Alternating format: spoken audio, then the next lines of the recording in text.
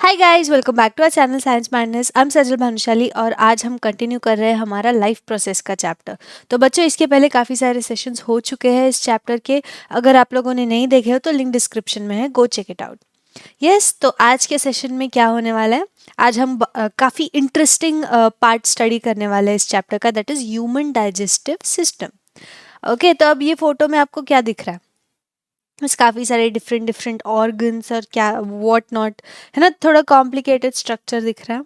तो to complicate this, मेरे पास एक छोटा सा क्वेश्चन है आपके लिए कि ह्यूमन डाइजेस्टिव सिस्टम में कितने पार्ट्स होते हैं। अगर इसको इजी किया जाए, यस बच्चों, इसको थोड़ा इजी पार्ट में कन्वर्ट किया जाए तो कितने पार्ट्स होते हैं ह्यूमन डाइजेस्टिव सिस्टम के? गेस गेस करो, गेस करो। ओके, तो there are two parts guys. Yes yes, there are two parts, confuse मत होना। टू मेन पार्ट्स होते हैं।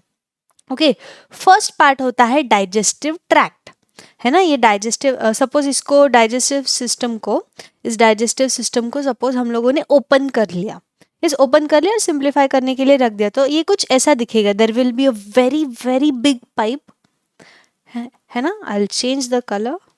Okay, there will be a very very big pipe, ऐसा बहुत बड़ा पाइप होगा। एंड उसको अटैच ना थोड़े बहुत ऑर्गन्स होंगे, उसको अटैच हुए हुए थोड़े बहुत ऑर्गन्स होंगे। ओके, तो डाइजेस्टिव सिस्टम को अगर सिंप्लीफाई करें हम लोग तो कैसा होगा, एक बड़ा सा डाइजेस्टिव ट्रैक्ट या फिर पाइप होगा, 30 फीट लॉन्ग, इतना बड़ा होगा। एंड इसके साथ साथ there will be organs of digestion. Got it? तो ये दो सिंपल पार्ट्स में, तो this starts with the mouth, है ना। ये डाइजेस्टिव ट्रैक जो है, पाइप जो है हमारा, it starts with the mouth and ends with the anus. Okay, it starts with the mouth and ends with the anus. तो हम लोग क्या करेंगे, हम लोग पूरा जो डाइजेस्टिव सिस्टम करेंगे, will also be starting from the mouth and ending with the anus. तो देर विल बी 7 पार्ट्स। इस पूरा ये आज का जो सेशन है वो पूरा 7 पार्ट में डिवाइड किया जाएगा, starting from the mouth and ending with the anus. Start करें? यस, रेडी हो सब लोग? अच्छा, और एक चीज़, अगर आप सब लोग खुद के notes, I would always suggest you to make your own notes. तो अगर आप आपके नोट्स का फोटो सेंड करना चाहो तो टेलीग्राम लिंक भी डिस्क्रिप्शन में है। यस, तो हम जो माउथ से स्टार्ट कर रहे हैं पूरा digestive system, take notes. Okay, बीच बीच में पॉज करके नोट्स लेते रहो। Let's start with the mouth. Okay, तो माउथ में क्या होता है बच्चों? देर इज़ अ टंग, बहुत सारे टीथ होते हैं हमारे माउथ में। यस, इसमें ये हमारा इंजेशन का पार्ट आता है। ओके, जो हम लोगों ने 5 पार्ट्स ऑफ न्यूट्रिशन किए थे ना, 5 स्टेप्स ऑफ न्यूट्रिशन, तो माउथ जो है हमारा इंजेशन में आ जाता है। ओके, माउथ में क्या होता है, we eat the food. Yes, we eat the food और हम लोग टीथ की हेल्प से उसको च्यू करते हैं। तो जो ऑलरेडी सॉलिड था उसको हम लोग और छोटे छोटे पीसेस में करते हैं with the help of our teeth. Yes, tongue किसके काम आती है? टंग हमारे टेस्ट के काम आती है और फूड को एक साइड से दूसरे साइड माउथ में घुमाने के लिए काम आती है। तो जो फूड हम लोग खाते हैं, it mixes with the saliva. ये जो सलाइवा है ये काफ़ी इम्पॉर्टेंट पार्ट है हमारे डाइजेस्टिव सिस्टम का, हमारे माउथ का। It mixes with the saliva और वो फूड को एक छोटा सा ग्लोब्यूल बनाती है, सो दैट छोटा सा गोल बनाती है, सो दैट हमको उसको निगलने में इजी हो, यस, swallow करने में इजी रहे ये। तो let's go to the saliva. अब सलाइवा कहाँ से निकलता है? यस, सलाइवा निकलता है सलाइवरी ग्लैंड्स में से। अब बच्चों, पूरे के पूरे बायोलॉजी में ना, जहाँ पर भी ग्लैंड वर्ड आया, जहाँ पर भी बच्चों ग्लैंड ये वर्ड आता है, वहाँ पर समझ लेना इट सिक्रेट्स समथिंग। ओके, हर ग्लैंड का काम होता है कुछ ना कुछ एंजाइम सिक्रेट करना।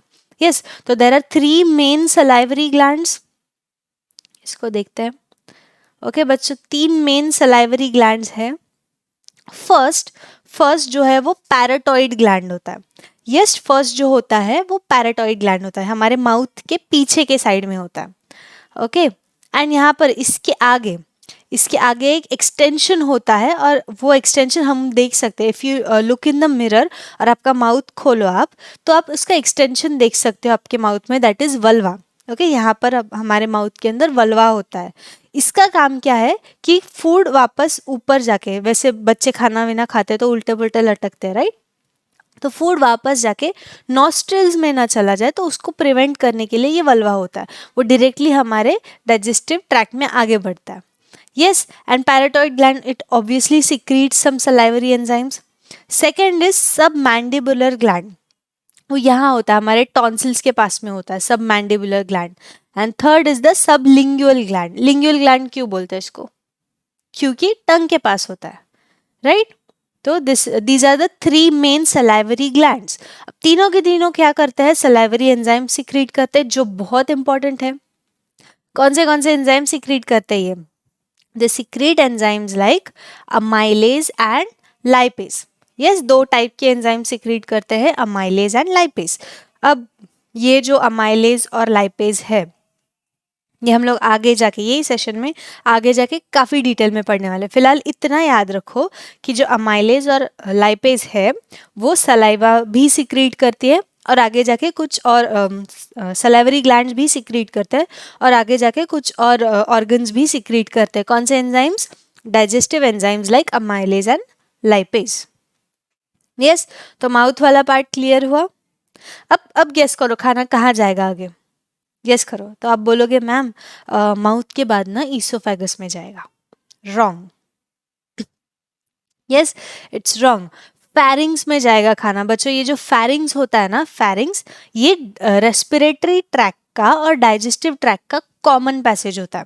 It is right behind our mouth.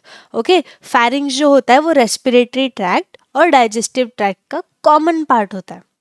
Yes, इसको भी देखते हैं हम लोग अच्छे से. अब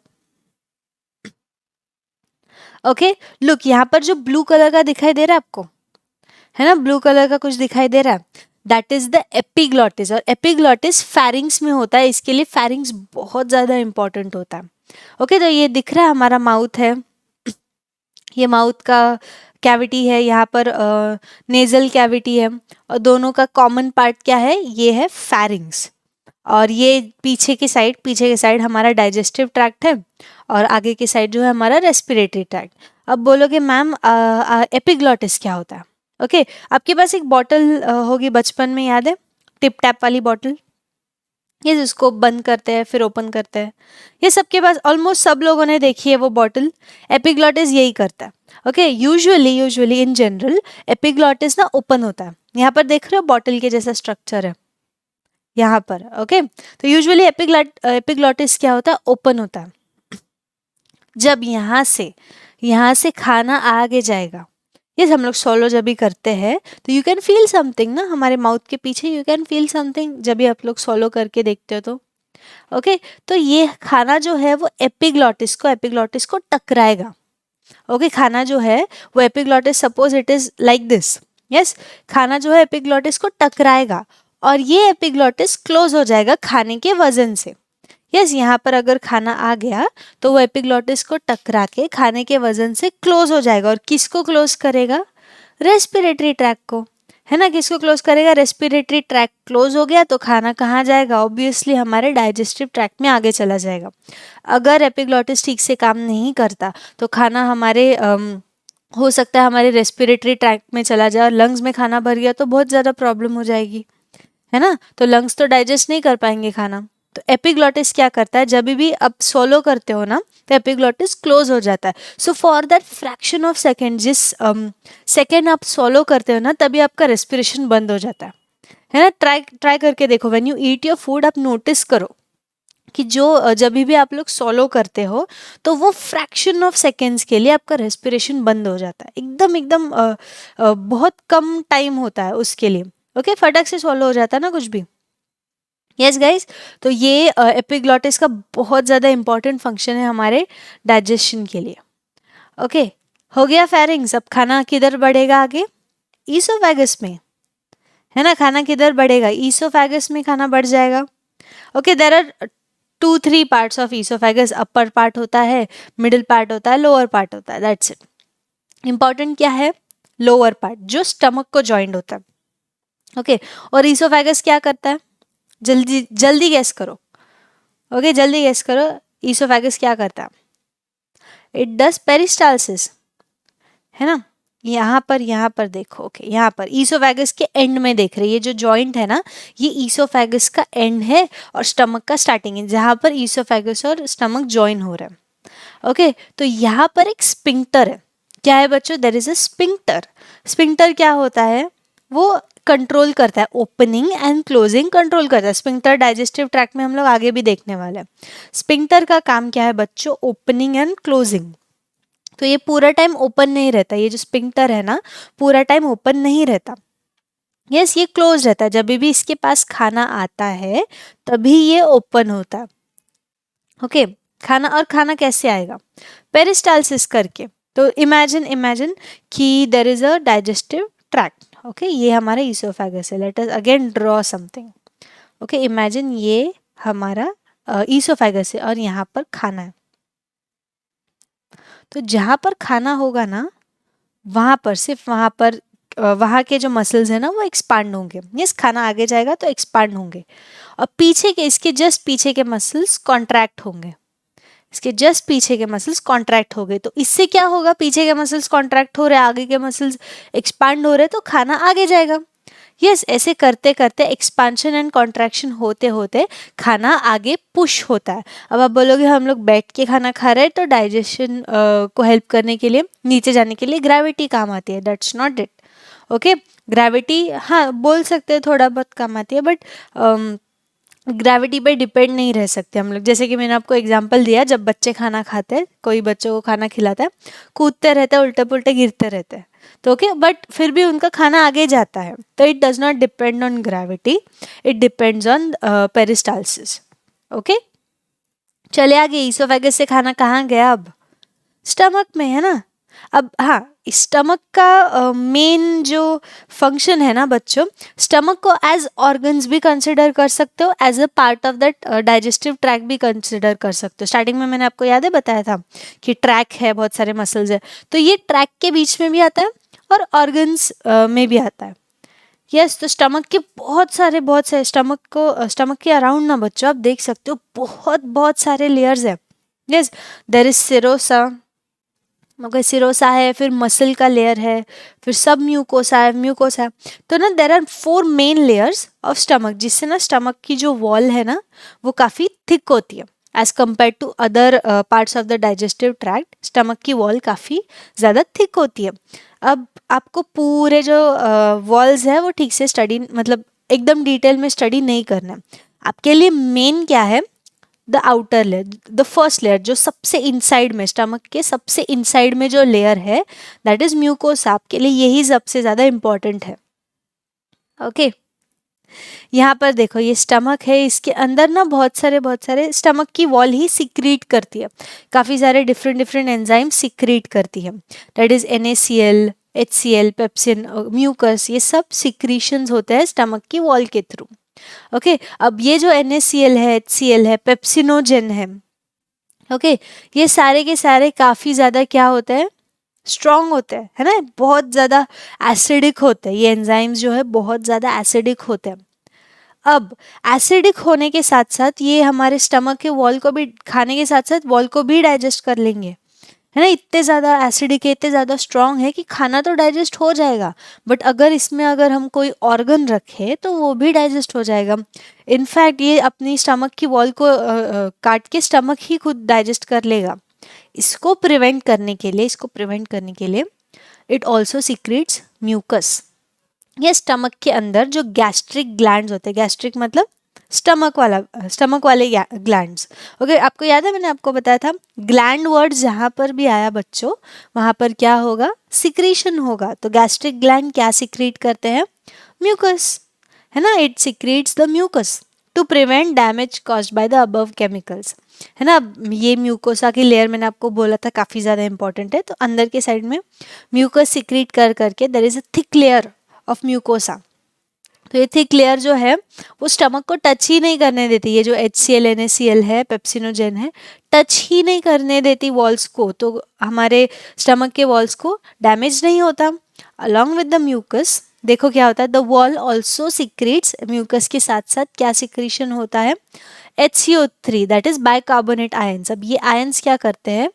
दे form tight junction tight cell junction मतलब क्या? Suppose this is a cell, yes मैं रफली ड्रॉ कर रही हूँ, ऐसे सेल दिखता नहीं है, मैं रफली ड्रॉ कर रही हूँ, ओके। और एक सेल, और एक सेल, यहाँ पर और एक सेल। तो सेल्स के बीच में ना गैप नहीं होने देता। ये जो है वॉल जो है, HCO3 जब सिक्रीट करता है, म्यूकस जब सिक्रीट करता है, तो ये सारे सेल्स है ना एक साथ ज्वाइन हो जाते हैं, एकदम टाइटली पैक हो जाते हैं और बीच में कुछ स्पेस नहीं रखते, तो इसको बोलते हैं tight cell junction. Okay, it makes a wall, wall के जैसे एक स्ट्रक्चर बना देती है। इससे भी क्या होगा, HCl और NaCl जैसे एंजाइम्स जो है वो हमारे स्टमक वॉल को टच नहीं करेंगे डायरेक्टली, और हमारे स्टमक को प्रॉब्लम भी नहीं होगा। Yes, all the above factor, ये जब सारी चीज़ें होती है, म्यूकस अब सिक्रीट हो रहा है तो पेप्सिनोजेन के साथ मिक्स होगा, ये भी सब पेप्सिनोजेन के साथ मिक्स होगा।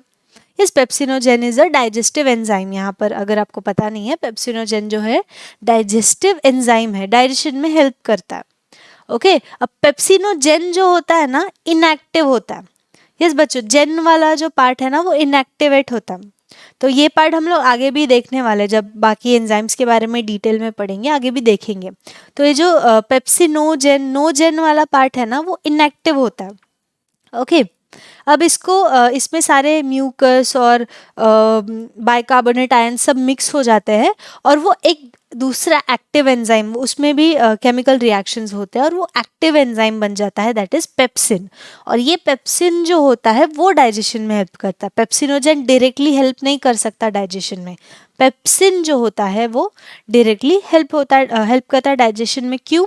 कि ये सब चीज़ें मिक्स होके जो पहले जो पेप्सिनोजेन का पीएच था वो कम हो गया, अभी काफ़ी कम हो गया, लो पीएच हो गया, और लो पीएच वाले पेप्सिनोजेन को पेप्सिन बोलते हैं, जो कि है एक्टिव एंजाइम।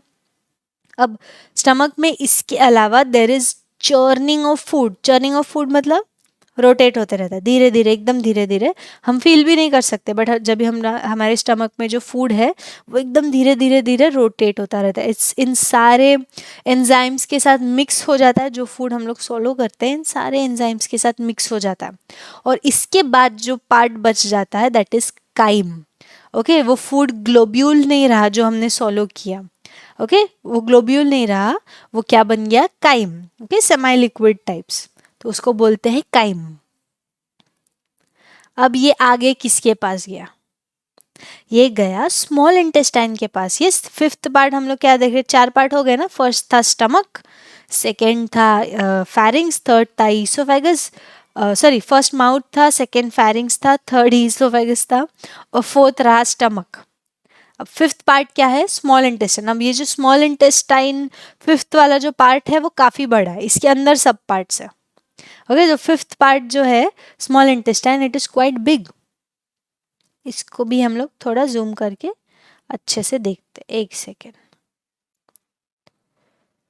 ओके, अब देखो इसको अच्छे से, ये जो दिख रहा है आपको येलो ब्लू एंड पर्पल वाला पार्ट, ये पूरा का पूरा जो सेंटर में है स्मॉल इंटेस्टाइन। अब देखने से तो आप बोलोगे मैम ये ज़्यादा बड़ा लग रहा है, इसको स्मॉल इंटेस्टाइन क्यों बोलते हैं? Yes, if we stretch this ये ज़्यादा बड़ा है, बट इसका जो डायमीटर है वो बहुत कम है, तो डायमीटर के हिसाब से नाम रखा है small intestine and large intestine. Okay, तो ये जो स्मॉल इंटेस्टाइन है वो तीन पार्ट्स में डिवाइडेड है। The yellow part is the duodenum. Yes, जो येलो पार्ट है वो डुओडेनम है। जो ब्लू पार्ट है उसको बोलते हैं जेजुनम, एंड जो पर्पल पार्ट है लास्ट का जो आगे जाके लार्ज इंटेस्टाइन को कनेक्ट करता है, that is ilium. So duodenum, jejunum and ileum. Yes, सबसे इंपॉर्टेंट पार्ट कौन सा लगता है आपको? गेस करो, गेस करो। यस बच्चों, सबसे इंपॉर्टेंट पार्ट जो है हमारा डुओडेनम है, क्योंकि जो हमारे बाकी के ऑर्गन्स है, लिवर, पैंक्रियाज वगैरह, ये सारे के सारे अपने एंजाइम्स जो है डुओडेनम में सिक्रीट करते हैं। वेयर एज जेजुनम और इलियम का काम क्या है, सरफेस एरिया बढ़ाना। ये पाइप काफ़ी ज़्यादा, हमारा डाइजेस्टिव ट्रैक्ट जो है काफ़ी ज़्यादा लंबा बन जाता है डुओडेनम एंड इलियम के हेल्प से। अच्छा, one more question I want you to comment section में बताओ, स्मॉल इंटेस्टाइन की लेंथ कितनी है? Yes, I have not included it in this session. Small intestine की लेंथ कितनी है, गेस करके बताओ। ओके, सो स्टार्ट करें, ड्यूओडेनम से स्टार्ट करते हैं। अब ड्यूओडेनम में जैसे कि मैंने बोला काफ़ी सारे ऑर्गन्स अटैच्ड होते हैं। तो ये जो स्मॉल पहला तो ऑर्गन है स्मॉल इंटेस्टाइनल वॉल। ओके, तो ये जो स्मॉल इंटेस्टाइनल वॉल है ये सब में होता है, ड्यूओडेनम, जेजुनम, इलियम, पूरे स्मॉल इंटेस्टाइन में होती है ये वॉल। ओके, नेक्स्ट पार्ट जो है, नेक्स्ट ऑर्गन जो है जो अटैच्ड होता है ड्यूओडेनम को, that is liver. Okay, that is liver. हमारे लिवर काफ़ी बड़ा होता है, स्टमक के जस्ट बाजू में होता है। एंड इसके लिए स्टमक सेंटर में नहीं होता। स्टमक देखा आपने, स्टमक का स्ट्रक्चर ऐसे साइड में है ना, जे शेप बनाता है स्टमक। तो आपका जो लिवर है वो यहाँ पर लाई करता है। Okay, so that's liver. Then the next part is, I hope you can see, the next part is gall bladder. Okay, इसको आगे देखेंगे हम लोग, फिलहाल छुप गया है पीछे। Okay, it's gall bladder. And the fourth part is the pancreas. Okay, fourth part क्या है हमारा, पैंक्रियाज। तो 4 मेन ऑर्गन्स है। ओके, ये 4 मेन ऑर्गन्स क्या करते हैं, स्मॉल इंटेस्टाइन में डाइजेशन भी होता है, स्मॉल इंटेस्टाइन में अब्जॉर्प्शन भी होता है, और वो सारे के सारे, ये जो सारे के सारे ऑर्गन्स है कुछ ना कुछ एंजाइम सिक्रीट करते हैं, स्पेशली दीज 3। ओके, कुछ ना कुछ एंजाइम सिक्रीट करते हैं एंड इनकी हेल्प से डाइजेशन में बहुत ज़्यादा हेल्प होती है, अब्जॉर्प्शन में बहुत ज़्यादा हेल्प होती है। So let's start.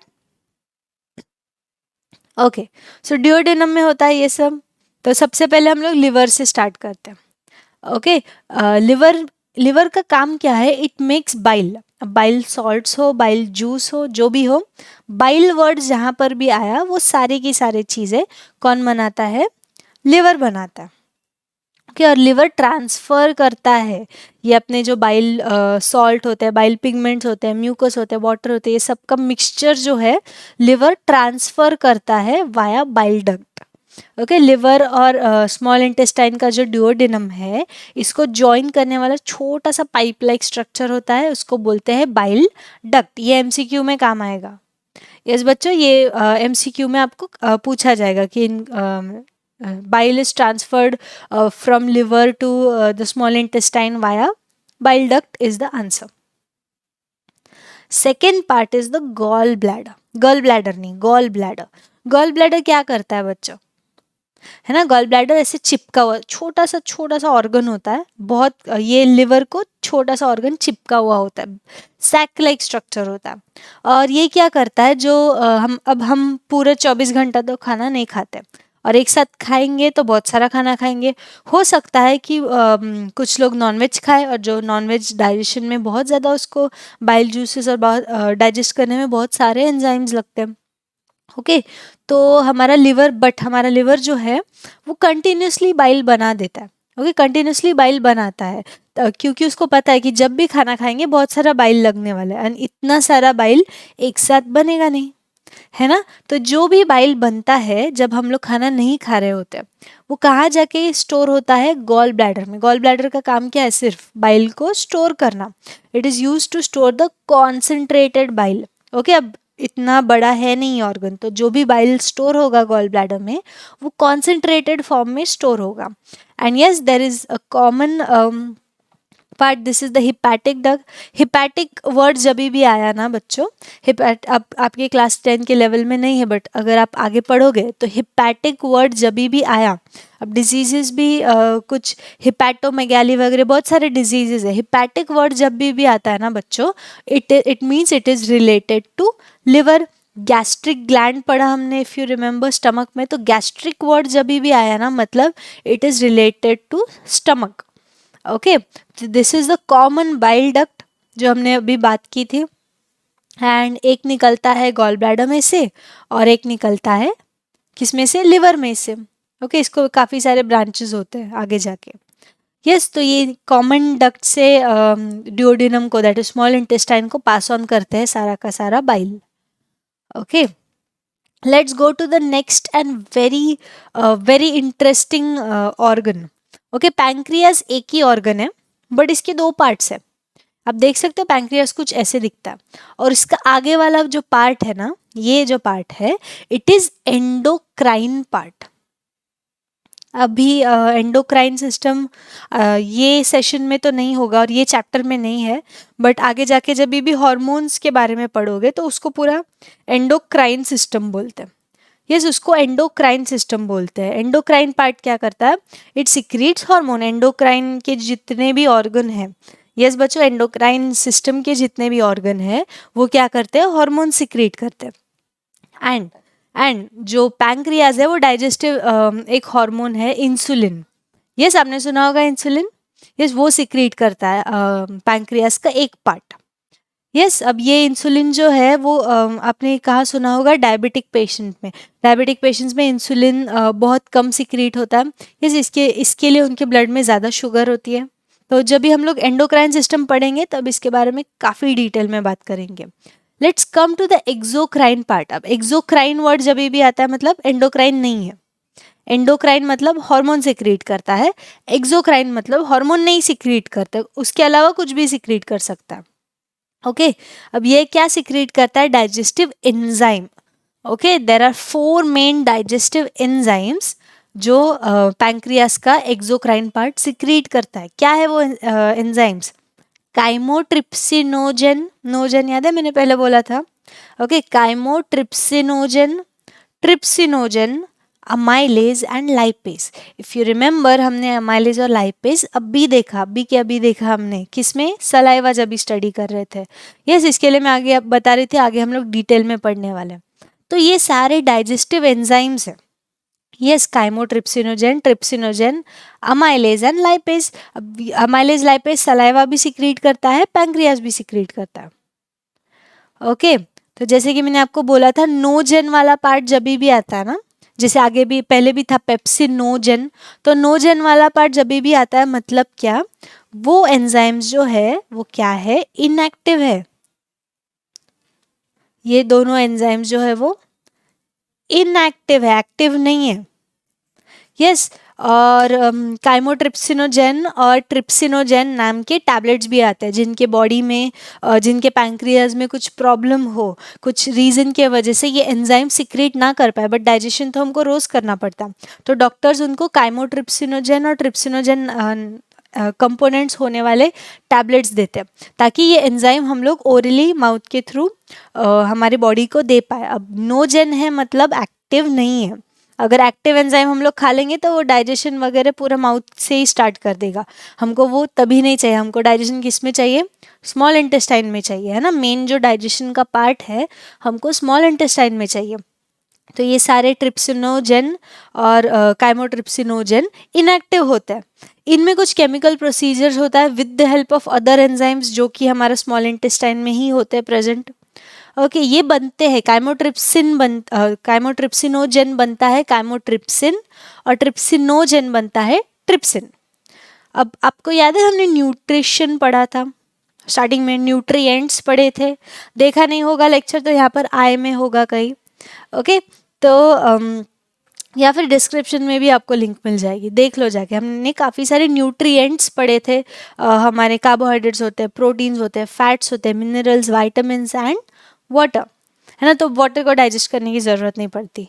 तो काइमोट्रिप्सिन और ट्रिप्सिन मिलाकर क्या डाइजेस्ट करते हैं? प्रोटीन्स। एग्जैक्टली, हमारे फूड में जो भी प्रोटीन वाला पार्ट होता है ये काइमोट्रिप्सिन और ट्रिप्सिन उसके ऊपर जाके रिएक्ट करते हैं सो दैट हम लोग उसको डाइजेस्ट कर पाए। Yes, and what does amylase do? Amylase help in the digestion of carbohydrates. Yes, carbohydrates को स्टार्च में कन्वर्ट करके वो सब वाला प्रोसेस जो है वो अमाइलेज करता है। And what does lipase do? It helps in the digest of fat. Oh, sorry. It helps in the digestion of fats. अब आपको नाम अगर याद नहीं, ये सारी चीज़ें वैसे आपको MCQ के फॉर्मेट में पूछ सकते हैं, आपको नाम नहीं याद हो रहे रहेंगे ना, तो I will just help you out a bit. Okay, fats. Fat मतलब क्या? फैट को प्यार से साइंस में लिपिड मॉलिक्यूल्स भी बोलते हैं या फिर लिपिड्स भी बोलते हैं।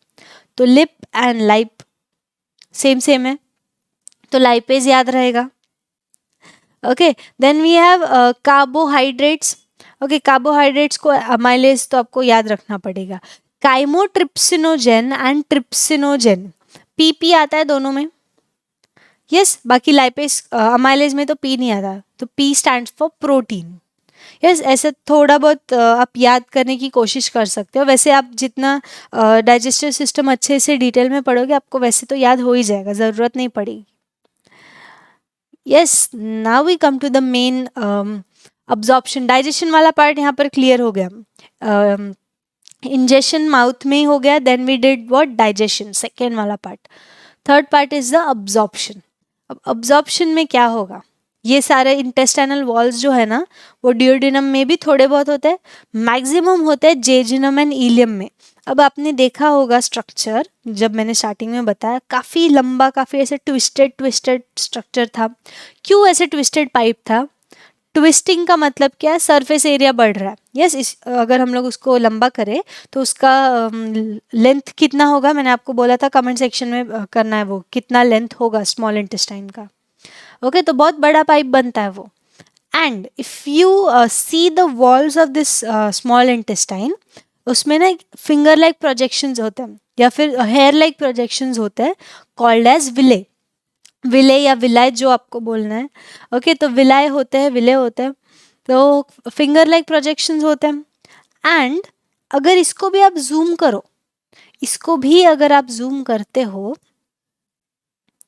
ओके इसको भी अगर आप जूम करते हो तो इसके ऊपर भी छोटे छोटे हेयर लाइक स्ट्रक्चर्स होते हैं। अब इन सब से आपको क्या पता चलता है, क्या पता चलता है इन सब से, all they do is increase the surface area. अब सरफेस एरिया जब भी बड़ा हो रहा है, यस बच्चों सरफेस एरिया जब भी बड़ा हो रहा है, जितना बड़ा सरफेस एरिया है उतना ज़्यादा एरिया मिलता है अब्जॉर्प्शन करने के लिए, है ना। अब्जॉर्प्शन, अब अब्जॉर्प्शन कैसे होता है, विलाई के अंदर ना काफ़ी सारे वेन्स होते हैं, आर्टरीज होते हैं, यस आर्टरीज होते हैं, then they also have veins. तो विलाई के अंदर ऐसे काफ़ी सारे कुछ होते हैं, और विलाई को जॉइन ना छोटे छोटे कैपिलरीज भी होते हैं। यस कैपिलरीज क्या होता है, आर्टरीज क्या होता है, वेन्स क्या होता है, सब हम लोग ट्रांसपोर्टेशन में पढ़ने वाले, इतना फिलहाल इतना याद रखो, ब्लड वेसल्स होते हैं। तो ये जो ब्लड वेसल्स होते हैं ना बच्चों, ये क्या करते हैं, suppose there is a blood vessel over here, है ना, ब्लड वेसल है तो इसको जॉइंट होते हैं ब्लड वेसल, यस इसको जॉइंट होते हैं। और ये जो जो भी हमारे डाइजेस्टेड फूड है वो यहाँ से ब्लड वेसल में, ब्लड स्ट्रीम में अब्जॉर्ब हो जाता है, यस अब्जॉर्ब हो जाता है। एंड अब्जॉर्प्शन के बाद ये ब्लड स्ट्रीम तो सारे बॉडी में होता है, तो सारे सेल्स के पास भेज देता है जो भी डाइजेस्टेड पार्ट है। यस इसके लिए इंक्रीज सरफेस एरिया बहुत ज़्यादा इम्पॉर्टेंट है। ओके ज़्यादा सरफेस एरिया हो तो ज़्यादा हम अब्जॉर्ब कर पाएंगे, ज़्यादा फूड मॉलिक्यूल्स जो है वो अब्जॉर्ब होंगे ब्लड स्ट्रीम में। यस बच्चों समझा है, स्मॉल इंटेस्टाइन के वॉल में जो भी वॉल होता है स्मॉल इंटेस्टाइन का, जो भी विलाय होता है, यस उसका काम एक ही है, to increase the surface area so that more food molecules are absorbed, है ना। बहुत बहुत बड़ा हो गया ना स्मॉल इंटेस्टाइन वाला पार्ट। ओके अब स्मॉल इंटेस्टाइन के बाद फूड जाता है किसके अंदर, लार्ज इंटेस्टाइन में, है ना। स्मॉल इंटेस्टाइन के बाद फूड जाता है लार्ज इंटेस्टाइन में, लार्ज इंटेस्टाइन भी बड़ा होता है बट इसकी लेंथ कितनी होती है, 1.5 मीटर लॉन्ग। ओके तो देर आर लार्ज इंटेस्टाइन किस डायरेक्शन में जाता है उसके बेसिस पर उसके पार्ट्स का नाम है। स्टार्टिंग वाले पार्ट को सीकम बोलते हैं, ओके स्टार्टिंग वाले पार्ट को सीकम बोलते हैं। फिर ऊपर जाता है एक, यहाँ से सपोज आया फूड मॉलिक्यूल आया, फिर वो जाएगा ऊपर, तो उस इसको क्या बोलते हैं, असेंडिंग कोलॉन। लार्ज इंटेस्टाइन को प्यार से लोग कोलॉन भी बोलते हैं, if you don't know that colon भी बोलते हैं लार्ज इंटेस्टाइन को प्यार से।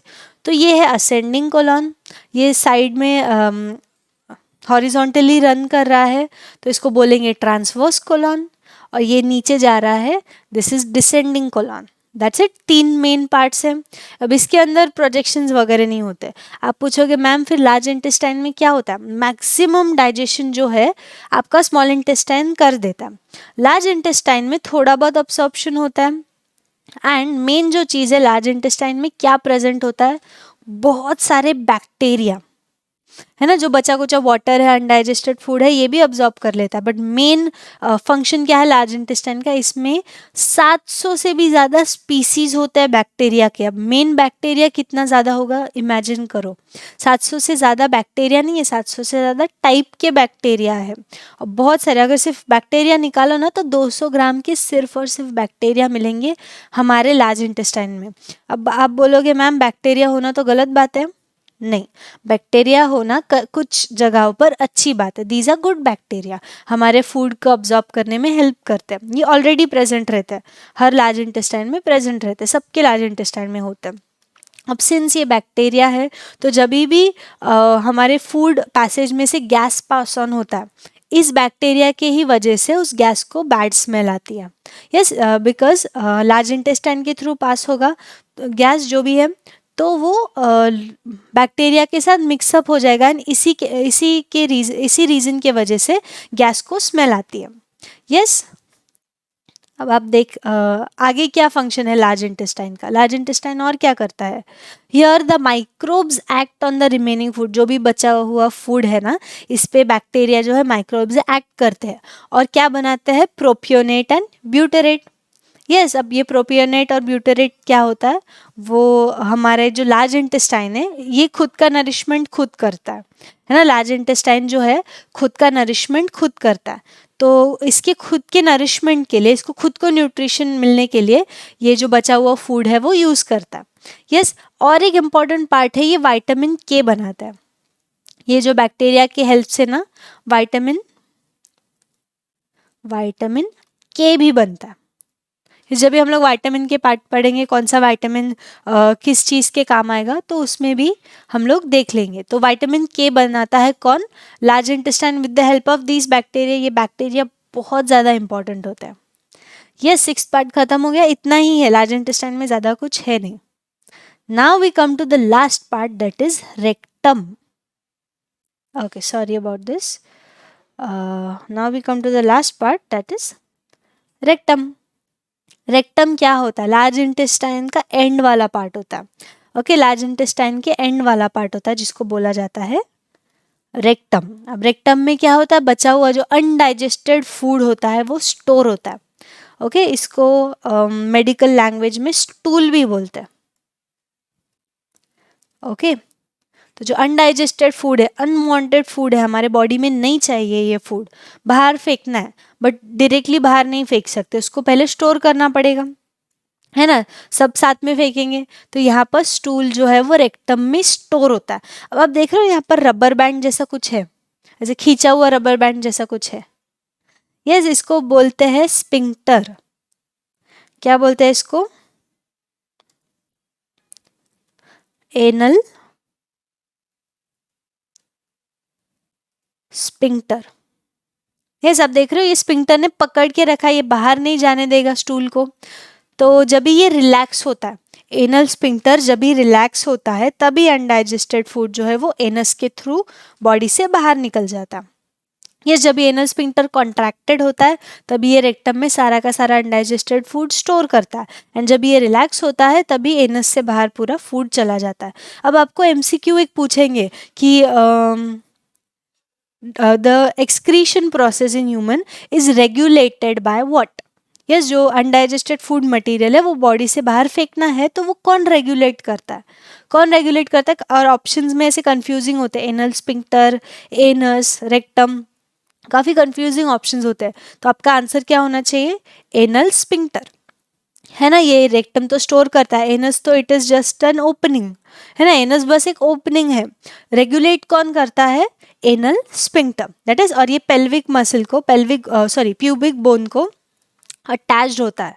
Okay, it is a part of our muscular system, it is a muscle, है ना, मस्कुलर सिस्टम का पार्ट है और ये प्यूबिक बोन को अटैच्ड होता है। Got it? यस, समझा है पूरा human digestive system. I hope, थोड़ा सा बड़ा पार्ट है और इस सेशन में मैंने बहुत कुछ एक्स्ट्रा ऐड कर दिया था सो दैट आपको प्रॉपर नॉलेज रहे पूरे डाइजेस्टिव सिस्टम का। यस, कुछ भी डाउट्स हो बच्चों आप टेलीग्राम पर पूछ सकते हो, कमेंट सेक्शन में भी आपके डाउट्स पूछ सकते हो। अगर चैनल को सब्सक्राइब नहीं किया है तो do subscribe to our channel, and yes, if you like this video click on the like button.